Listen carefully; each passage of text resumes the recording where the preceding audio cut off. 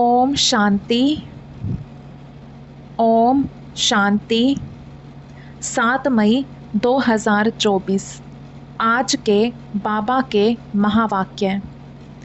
आज बाबा ने कहा, मीठे बच्चे, बाप से करंट लेनी है तो सर्विस में लगे रहो।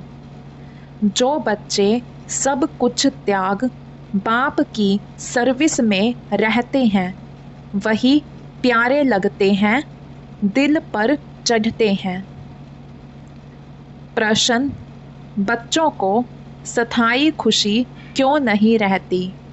मुख्य कारण क्या है? उत्तर, याद के समय बुद्धि भटकती है। स्थिर बुद्धि ना होने कारण खुशी नहीं रह सकती। माया के तूफान दीपकों को हैरान कर देते हैं। जब तक कर्म अकर्म नहीं बनते हैं तब तक खुशी स्थायी नहीं रह सकती है। इसलिए बच्चों को यही मेहनत करनी है। ओम शांति।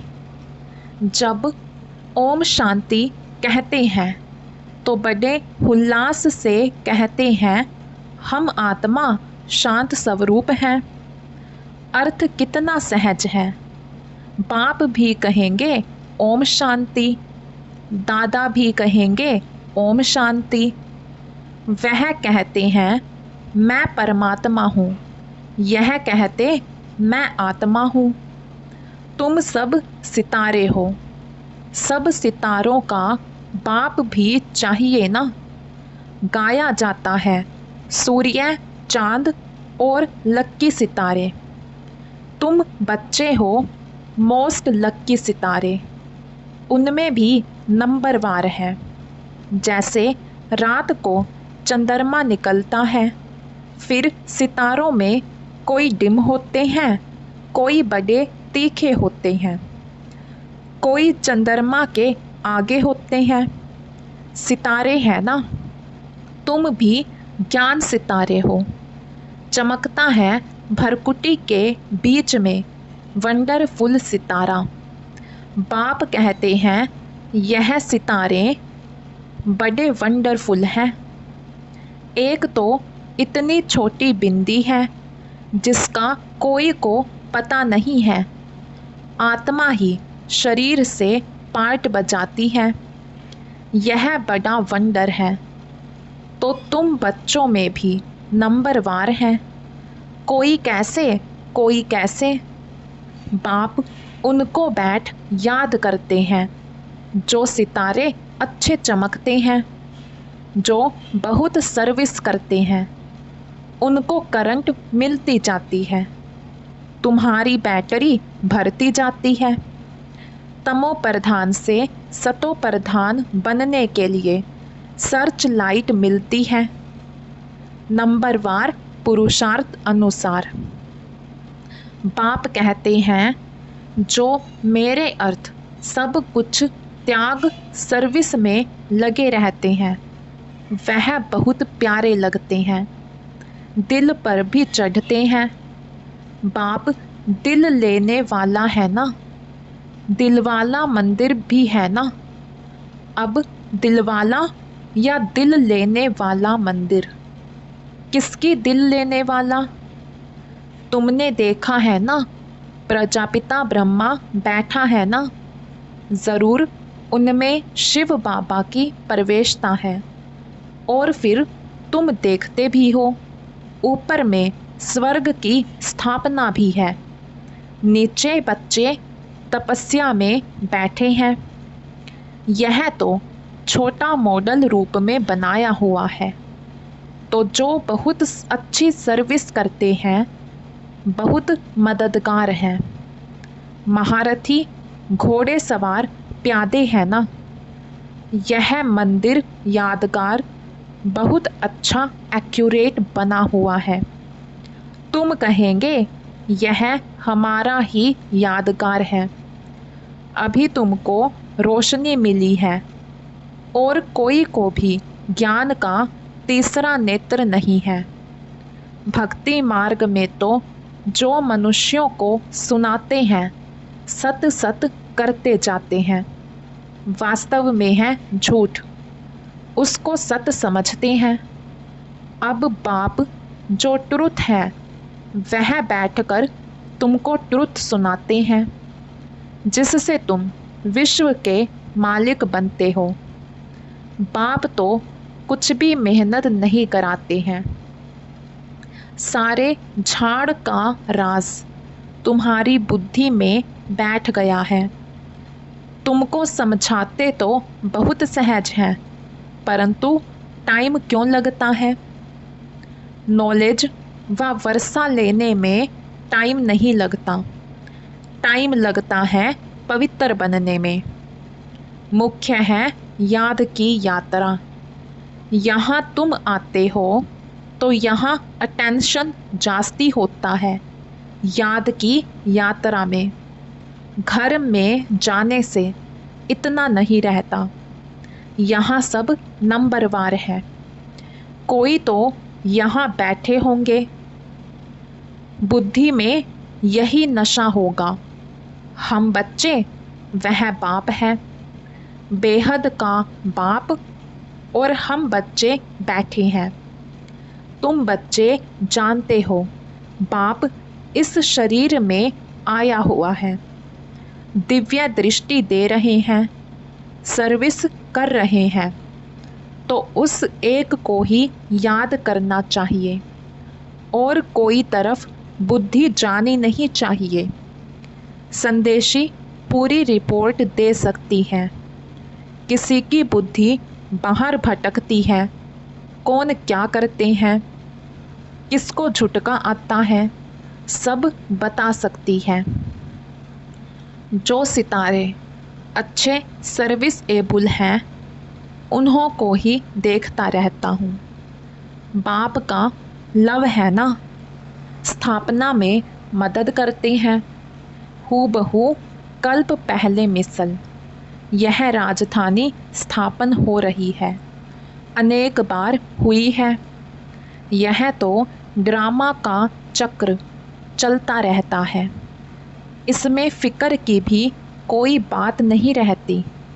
बाबा के साथ है ना, तो संग का रंग लगता है, फिक्र कम होती जाती है। यह तो ड्रामा बना हुआ है। बाप बच्चों के लिए स्वर्ग की राजधानी ले आए हैं। सिर्फ कहते हैं, मीठे मीठे बच्चों, पतित से पावन बनने के लिए बाप को याद करो। अब जाना है स्वीट होम, जिसके लिए ही तुम भक्ति मार्ग में माथा मारते हो, परंतु एक भी जा नहीं सकते। अब बाप को याद करते रहो और सवदर्शन चक्र फिराते रहो। अल्फ और बे, बाप को याद करो और 84 का चक्र फिराओ। आत्मा को 84 के चक्र का ज्ञान हुआ है। रचयिता और रचना के आदि मध्य अंत को कोई भी नहीं जानते हैं।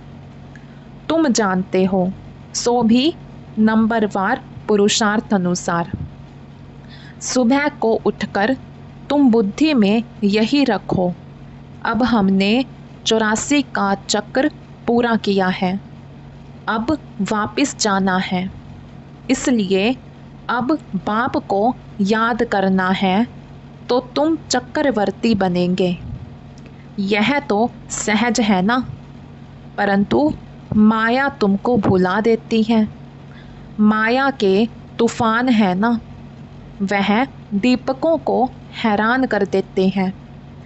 माया बड़ी दुस्तर है, इतनी शक्ति है जो बच्चों को भुला देती है। वह खुशी स्थायी नहीं रहती है। तुम बाप को याद करने बैठते हो, बैठे बैठे बुद्धि और तरफ चली जाती है। यह सब है गुप्त बातें। कितनी भी कोशिश करेंगे परंतु याद कर नहीं सकेंगे। फिर कोई की बुद्धि भटक भटक कर स्थिर हो जाती है। कोई फट से स्थिर हो जाते हैं, कोई से तो कितना भी माथा मारो तो भी बुद्धि में ठहरता नहीं। इसको माया की युद्ध कहा जाता है। कर्म अकर्म बनाने के लिए कितनी मेहनत करनी पड़ती है। वहाँ तो रावण राज्य ही नहीं तो कर्म विकर्म भी नहीं होते। माया होती ही नहीं जो उल्टा कर्म कराए। रावण और राम का खेल है। आधा कल्प है राम राज्य, आधा कल्प है रावण राज्य। दिन और रात संगम युग पर सिर्फ ब्राह्मण ही होते हैं। अब तुम ब्राह्मण समझते हो, रात पूरी हो दिन शुरू होना है। वह शूद्र वर्ण वाले थोड़े ही समझते हैं। मनुष्य तो बहुत आवाज़ से भक्ति आदि के गीत गाते हैं। तुमको तो जाना है आवाज़ से परे। तुम तो अपने बाप की ही याद में मस्त रहते हो। आत्मा को ज्ञान का तीसरा नेत्र मिला है। आत्मा समझती है अब बाप को याद करना है। भक्ति मार्ग में शिव बाबा तो करते आए हैं। शिव के मंदिर में शिव को बाबा ज़रूर कहते हैं, ज्ञान कुछ भी नहीं। अब तुमको ज्ञान मिला है, वह शिव बाबा है, उनका यह चित्र है। वह तो लिंग ही समझते हैं। अब तुमको तो ज्ञान मिला है, वह लिंग के ऊपर जाकर लोटी चढ़ाते हैं। अब बाप तो है निराकार, निराकार के ऊपर लोटी चढ़ाएंगे, वह क्या करेंगे? साकार हो तो स्वीकार भी करे। निराकार पर दूध आदि चढ़ाएंगे, वह क्या करेंगे? बाप कहते हैं दूध आदि जो चढ़ाते हो वह तुम ही पीते हो, भोग आदि भी तुम ही खाते हो। यहाँ तो मैं सम्मुख हूँ ना। आगे इनडायरेक्ट करते थे, अभी तो डायरेक्ट है। नीचे आकर पार्ट बजा रहे हैं, सर्च लाइट दे रहे हैं। बच्चे समझते हैं मधुबन में बाबा के पास ज़रूर आना चाहिए, वहाँ हमारी बैटरी अच्छी चार्ज होती है। घर में तो गोरख धंधे आदि में अशांति ही अशांति लगी हुई है। इस समय सारे विश्व में अशांति है। तुम जानते हो अभी हम शांति स्थापन कर रहे हैं योग बल से। बाकी राजाई मिलती है पढ़ाई से। कल्प पहले भी तुमने यह सुना था, अब भी सुनते हो। जो कुछ एक्ट होती है फिर भी होगी। बाप कहते हैं कितने बच्चे आश्चर्यवत भागंती हो गए। मुझ माशुक को इतना याद करते थे, अब मैं आया हूँ तो फिर छोड़कर चले जाते हैं। माया कैसा थप्पड़ लगा देती है। बाबा अनुभवी तो है ना। बाबा को अपनी सारी हिस्ट्री याद है। सिर पर टोपी, नंगे पांव दौड़ता था। मुसलमान लोग भी बहुत प्यार करते थे, बहुत खातिरी करते थे। मास्टर का बच्चा आया जैसे गुरु का बच्चा आया। बाजरी का ढोडा खिलाते थे। यहाँ भी बाबा ने 15 दिन प्रोग्राम दिया था ढोडा और छाछ खाने का, और कुछ भी नहीं बनता था। बीमार आदि सबके लिए यही बनता था। किसी को कुछ भी हुआ नहीं, और ही बीमार बच्चे भी तंदुरुस्त हो गए। देखते थे आसक्ति टूटी हुई है, यह नहीं होना चाहिए या यह चाहिए। चाहना को चूहरा कहा जाता है। चूहरा माना जमादार, चाहना को जमादार कहा जाता है। यहाँ तो बाप कहते हैं मांगने से मरना भला। बाप ही जानते हैं बच्चों को क्या देना है। जो कुछ देना होगा वह खुद ही देंगे। यह सब ड्रामा बना हुआ है। बाबा ने तो पूछा था ना, बाप को जो बाप भी समझते हैं और बच्चा भी समझते हैं वह हाथ उठाए। तो सबने हाथ उठाया। हाथ तो झट उठा देते हैं। जैसे बाबा पूछते हैं लक्ष्मी नारायण कौन बनेंगे, तो झट हाथ उठाएंगे। यह पारलौकिक बच्चा भी ज़रूर ऐड करते हैं। यह तो माँ बाप की बहुत सेवा करते हैं। 21 जन्म का वर्षा देते हैं। बाप जब वानप्रस्थ में जाते हैं तो फिर बच्चों का फर्ज है बाप की संभाल करना। वह जैसे सन्यासी बन जाते हैं, जैसे इनका लौकिक बाप था। वानप्रस्थ अवस्था हुई तो बोला हम जाकर बनारस में सत्संग करेंगे, हमको वहाँ ले चलो। तुम हो ब्राह्मण, प्रजापिता ब्रह्मा कुमार कुमारियाँ। प्रजापिता ब्रह्मा है, ग्रेट ग्रेट ग्रैंड फादर। सबसे पहला पत्ता है मनुष्य सृष्टि का। इनको ज्ञान सागर नहीं कहा जाता। ना ब्रह्मा विष्णु शंकर ही ज्ञान के सागर हैं। शिव बाबा वह है बेहद का बाप, तो उनसे वर्षा मिलना चाहिए ना। वह निराकार परम पिता परमात्मा कब कैसे आया, उनकी जयंती मनाते हैं ना। यह कोई को पता नहीं। यह तो गर्भ में नहीं आते हैं। समझाते हैं मैं इनमें प्रवेश करता हूँ। बहुत जन्मों के अंत में वानप्रस्थ अवस्था में मनुष्य जब संन्यास करते हैं तो उनकी वानप्रस्थ अवस्था कही जाती है। तो अब बाप तुमको कहते हैं बच्चे, तुमने पूरे 84 जन्म लिए। यह है बहुत जन्मों के अंत का जन्म। हिसाब तो जानते हो ना। तो मैं इनमें प्रवेश करता हूँ। कहाँ आकर बैठता हूँ? इनकी आत्मा जहाँ बैठी है उनके बाजू में आकर बैठता हूँ। जैसे गुरु लोग अपने शिष्य को बाजू में गद्दी पर बिठाते हैं, इनका भी स्थान यहाँ है, मेरा भी यहाँ है। कहता हूँ हे आत्माओं, मामेकम याद करो तो पाप विनाश हो जाएंगे। मनुष्य से देवता बनना है ना, यह है राजयोग। नई दुनिया के लिए ज़रूर राजयोग चाहिए। बाप कहते हैं मैं आया हूँ आदि सनातन देवी देवता धर्म का फाउंडेशन लगाने।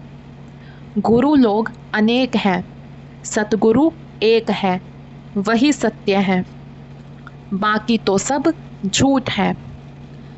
तुम जानते हो, एक है रुद्रमाला, दूसरी है वैजयंती माला विष्णु की। उसके लिए तुम पुरुषार्थ करते हो।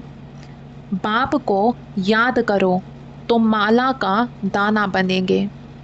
जिस माला का तुम भक्ति मार्ग में सिमरन करते हो, परंतु जानते नहीं हो कि यह माला किसकी है। ऊपर में फूल कौन है, फिर मेरू क्या है, दाने कौन है। जिसकी माला फेरते हैं समझते कुछ नहीं। ऐसे ही राम राम कहते माला फेरते रहते हैं। राम राम कहने से समझते हैं सब राम ही राम है। सर्वव्यापी की बात का अंधियारा इससे निकला है। माला का अर्थ ही नहीं जानते। कोई कहते 100 माला फेरो, इतनी माला फेरो। बाप तो अनुभवी है ना, 12 गुरु किए, 12 का अनुभव लिया। ऐसे भी बहुत होते हैं, अपना गुरु होते भी फिर औरों के पास जाते हैं कि कुछ अनुभव मिल जाए, माला आदि फेरते हैं। है बिल्कुल अंधश्रद्धा। माला पूरी कर फूल को नमस्कार करते हैं। शिव बाबा फूल है ना। माला के दाने तुम अनन्य बच्चे बनते हो, तुम्हारा फिर सिमरन चलता है। उनको कुछ भी पता नहीं। वह तो कोई राम कहते, कोई श्री कृष्ण को याद करते, अर्थ कुछ भी नहीं। श्री कृष्ण शरणम कह देते। अब वह तो सतयुग का प्रिंस था, उनकी शरण कैसे लेंगे। शरण तो बाप की ली जाती है। तुम ही पूज्य फिर पुजारी बनते हो। 84 जन्म ले पतित बने हो तो शिव बाबा को कहते हैं, हे फूल, हमको भी आप समान बनाओ। अच्छा, मीठे मीठे सिकिलधे बच्चों प्रति माता पिता बाप दादा का याद प्यार और गुड मॉर्निंग। रूहानी बाप की रूहानी बच्चों को नमस्ते। हम रूहानी बच्चों की रूहानी बाप दादा को दिल व जान शिकवा प्रेम से नमस्ते जी, नमस्ते जी। धारणा के लिए मुख्य सार। फर्स्ट पॉइंट, किसी भी प्रकार की चाहना नहीं रखनी है, आसक्ति खत्म कर देनी है। बाबा जो खिलाए तुम्हें डायरेक्शन है, मांगने से मरना भला। सेकंड पॉइंट, बाप की सर्च लाइट लेने के लिए एक बाप से सच्चा लव रखना है। बुद्धि में नशा रहे कि हम बच्चे हैं, वह बाप है। उनकी सर्च लाइट से हमें तमो प्रधान से सतो प्रधान बनना है। आज का वरदान, रहम की भावना द्वारा निमित्त भाव से सेवा करने वाले सर्व लगाव मुक्त भव। रहम की भावना द्वारा निमित्त भाव से सेवा करने वाले सर्व लगाव मुक्त भव।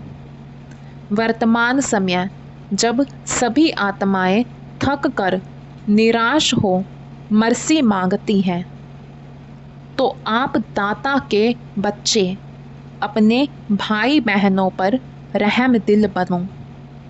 कोई कितना भी बुरा हो, उसके प्रति भी रहम की भावना हो तो कभी घृणा, ईर्ष्या व क्रोध की भावना नहीं आएगी। रहम की भावना सहज निमित्त भाव इमर्ज कर देती है।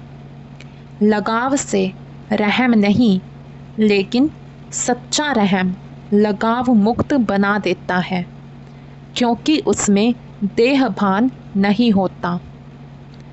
आज का स्लोगन, दूसरों को सहयोग देना ही स्वयं के खाते जमा करना है। दूसरों को सहयोग देना ही स्वयं के खाते जमा करना है। अच्छा, ओम शांति।